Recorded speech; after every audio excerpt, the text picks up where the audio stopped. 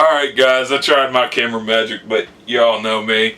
I'm no camera film operator with tripods and stuff, or having a remote to this camera, but anyway, this video is something I've been teasing a bit.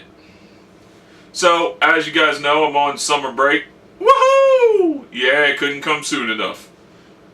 Anyway, I want to talk a little bit about my experience, my semester, and then, I guess my semester and then my grades. Might as well start with grades because that's going to take the least amount of time.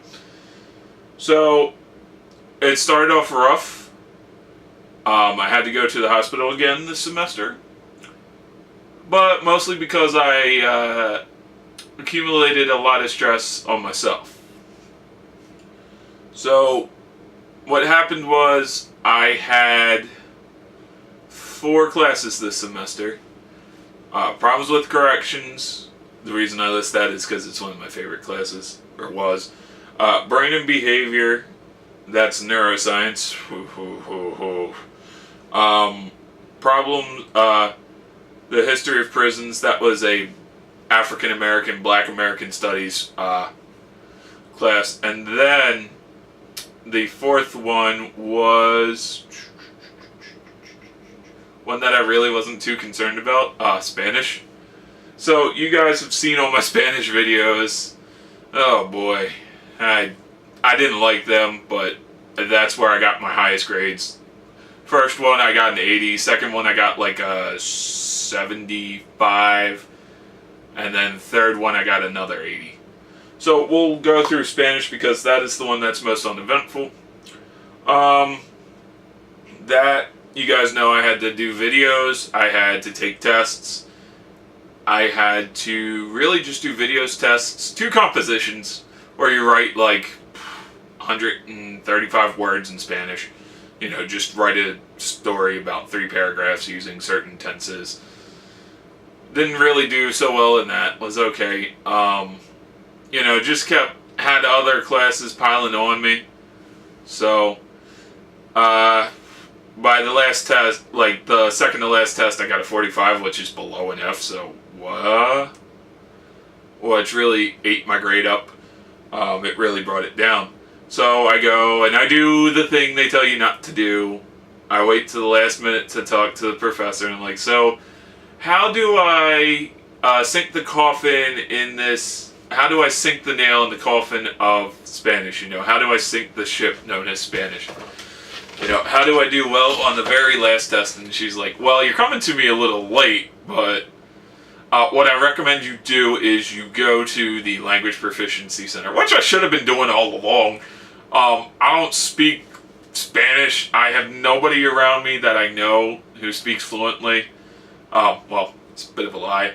The neighbors before, and then they had just sold their house, and now I have new neighbors who speak Spanish as well, but it's like, hi, I barely know you. Can you help me with my Spanish homework? I mean, I don't want to assume anything or seem rude, but whatever. And I know I probably could have asked a couple of you guys on here who watch my videos, but whatever. So she's like, go to the Language Proficiency Center at least twice, once this week and then once next week, see if they can help you.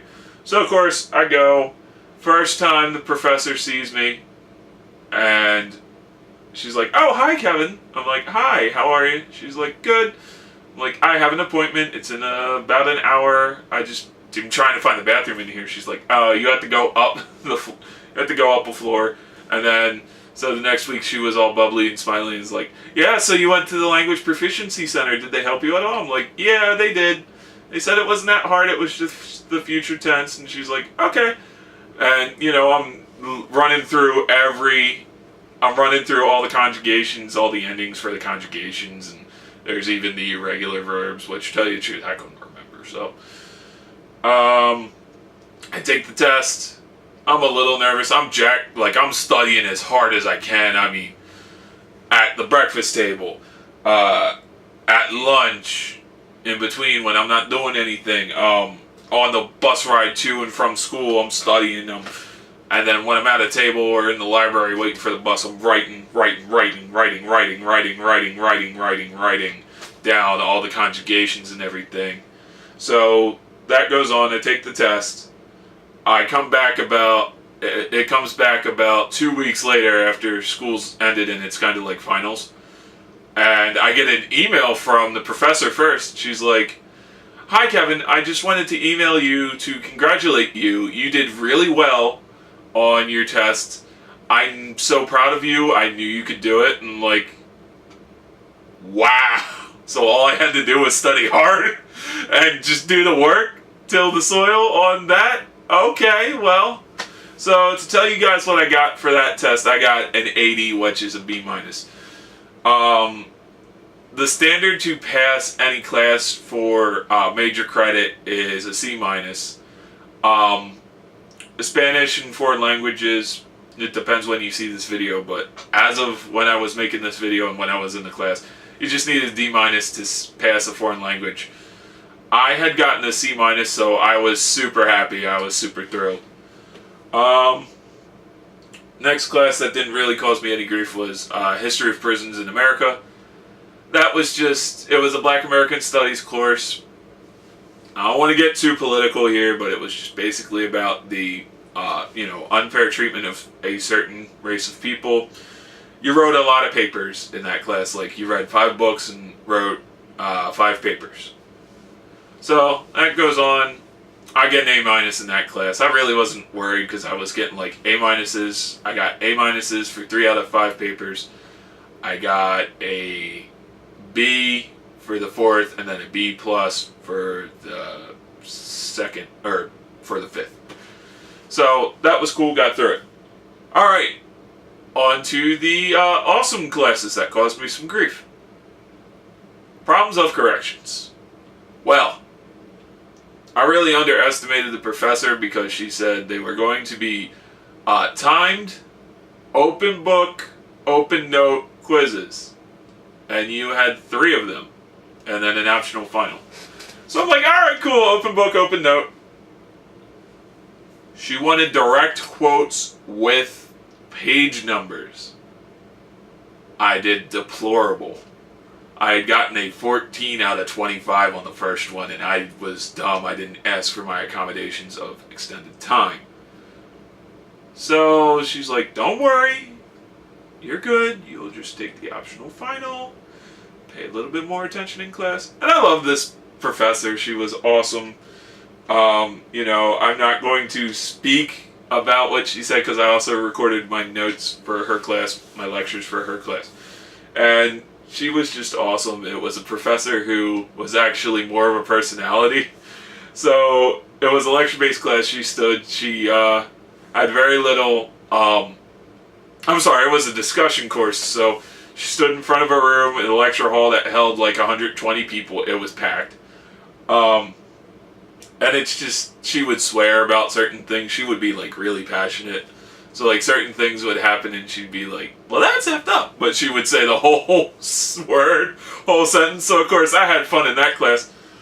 Second quiz I take comes around. I get a perfect score, 25 out of 25 with the extended time. My notes were on point. My notes were great. Somebody's texting me.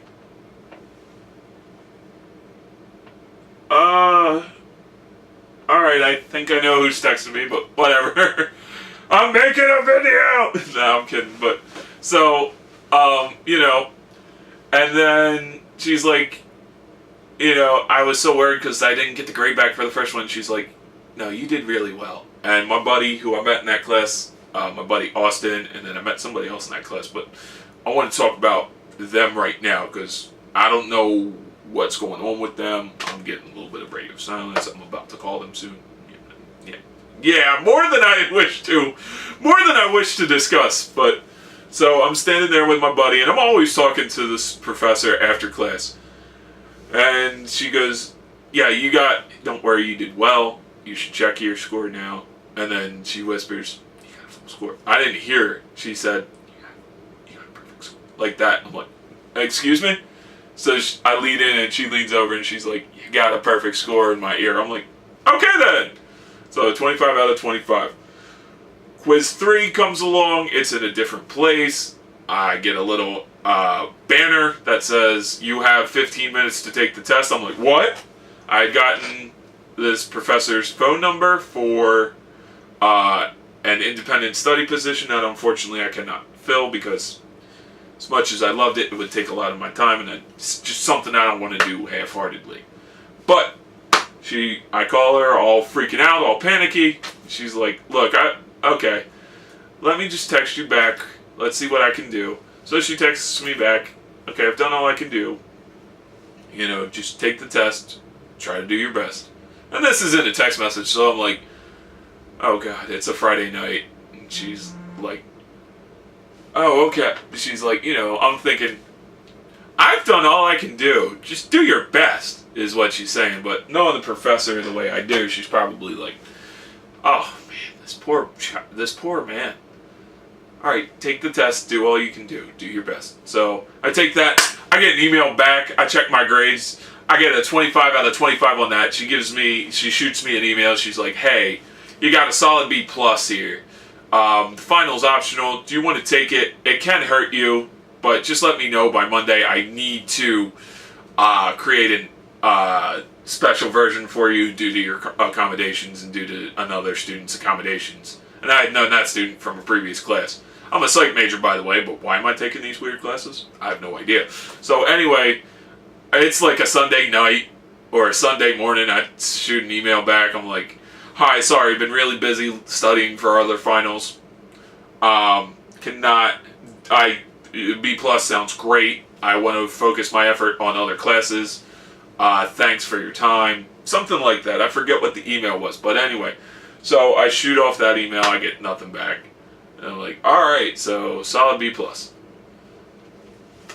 Next class that's causing me a lot of grief is brain and behavior.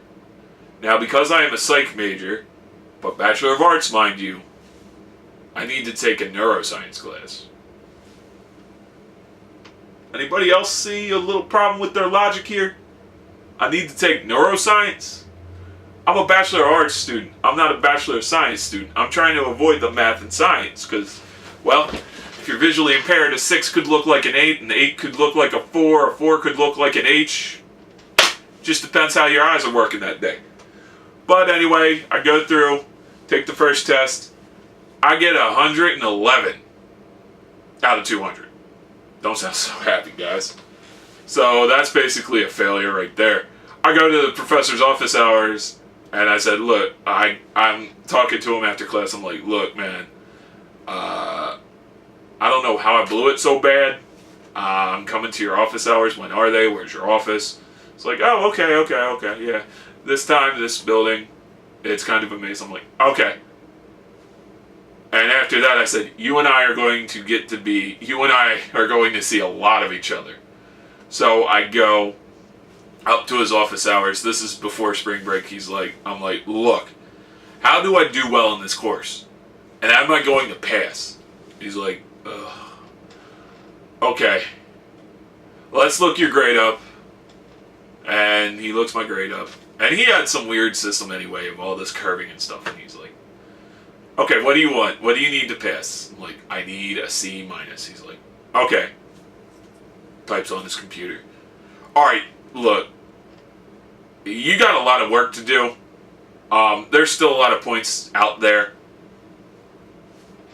All I can say is, just try to work. Do as much as you can. What I would recommend you do is go over your notes, go over the book. You have spring break, you're not learning any new material, so go over as much as you can during spring break. And do you work? No, sir. Do you live on campus? No, I take paratransit. It's a bus for people with special needs, people who can't drive, disabilities. He's like, that's perfect.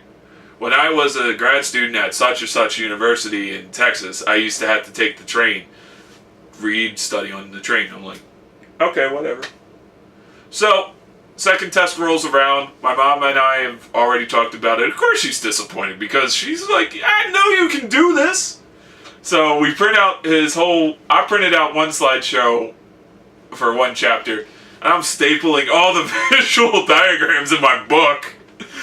And I have his lectures recorded. I record everybody's lectures because my hand-eye is, well, it is what it is.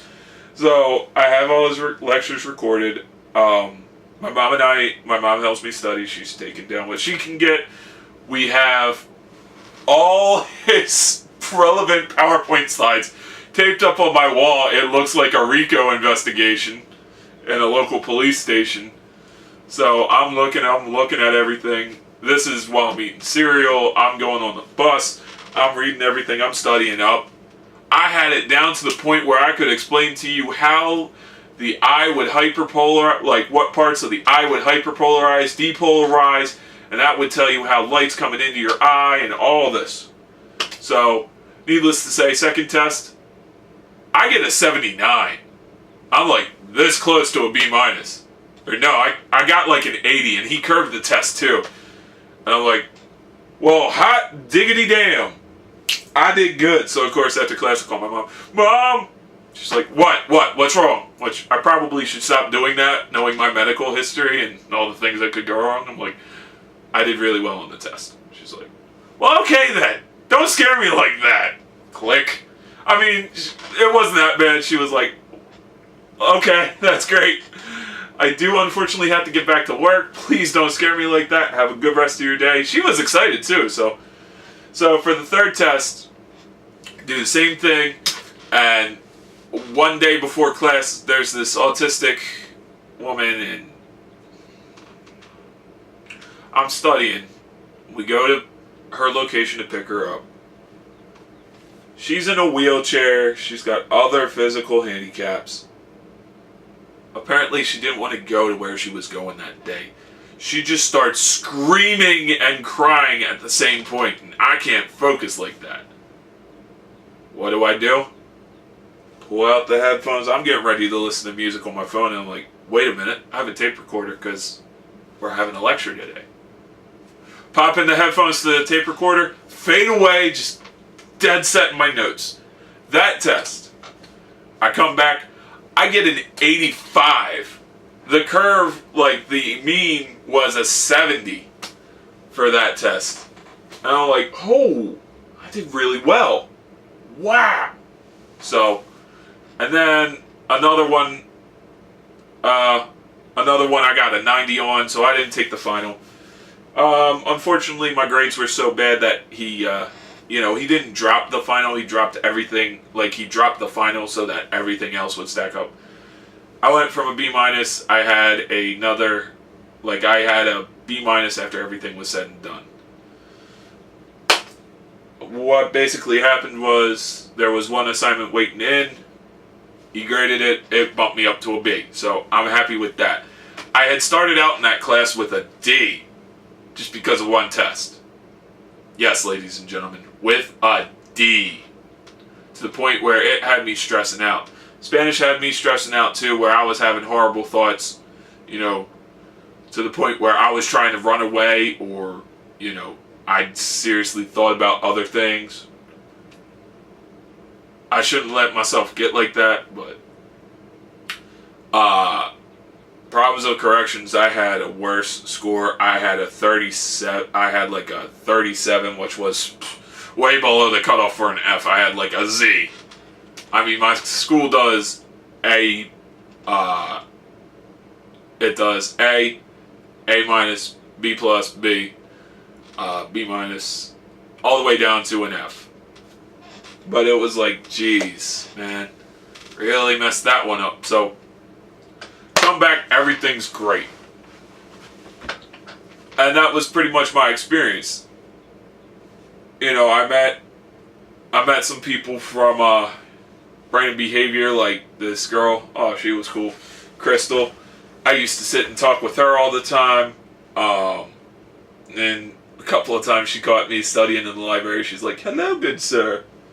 Or no, I caught her in the library once studying, and she's like, hello, good sir. I didn't see her at first because, the way my eyes are. But anyway, so I walk up to her. I'm like, hey, how you doing? She's like, good. I'm like, can I sit here with you? She's like, yeah, I haven't colonized this whole table. Because that was a running joke with her and this guy, Wesley. Used to sit and talk to him, too. They were just some cool people to hang out with. And we would try to study and stuff, because I forget what Wesley's major was. Crystal's was neuroscience major. My buddy Austin, I used to just sit and talk with him about other things not really related to school, because he really didn't want to be there. He's a he's a reservist in the Marines, as majors criminal justice. So I mean, a lot of people I've met don't really have the same major as me, but it was cool anyway. The one thing I didn't really like though about this semester, and it's always that one thing, is I don't really want to live on campus, but I want all the benefits of being on a college campus. You know, the going out, meeting people, getting to know people,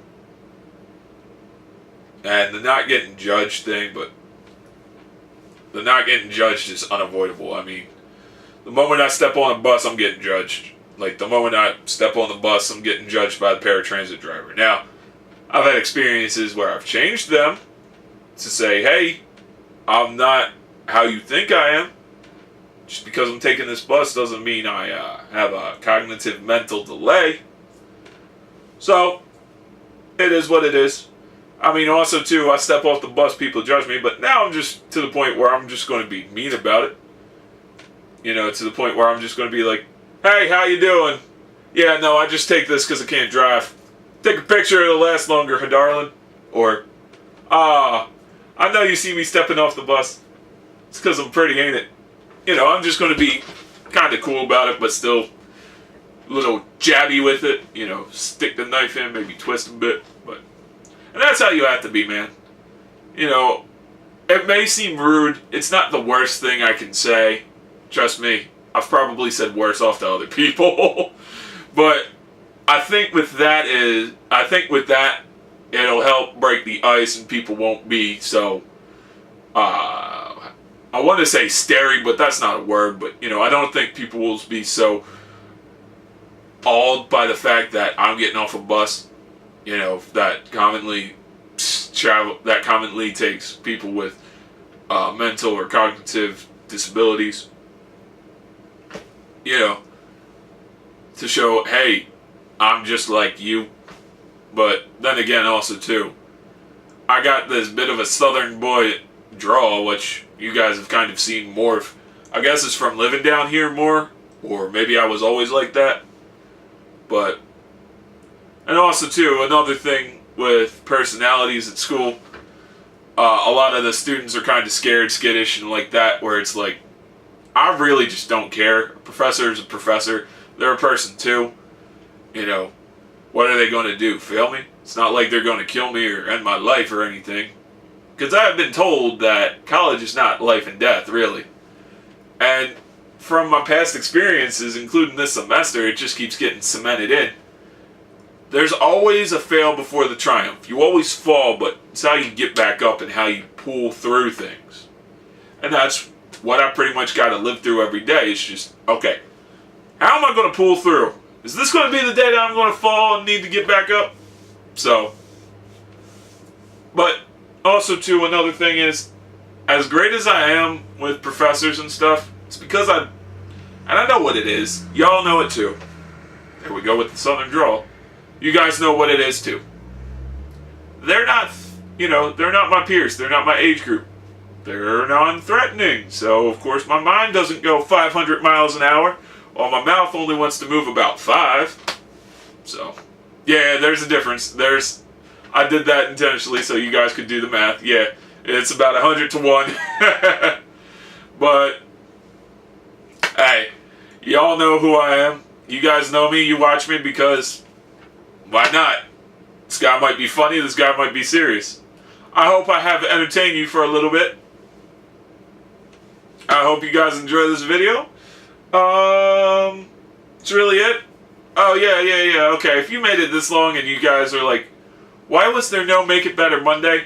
Unfortunately, I had only done one car well, to my quality standards, which are probably as, good as a Pooch Man quality production standard. But, I have a couple of other cars, so maybe by next Monday I might have something a little bit better for you. I've run out of chemical-based stripper. I'm going to try some other things. If you guys have made it to this video and know other ways of stripping cars, please leave a comment down below. That's really it. Alright, hope to do more vlogs for you guys. I'm going to walk closer to the camera. And later. Hope you guys like the shirt.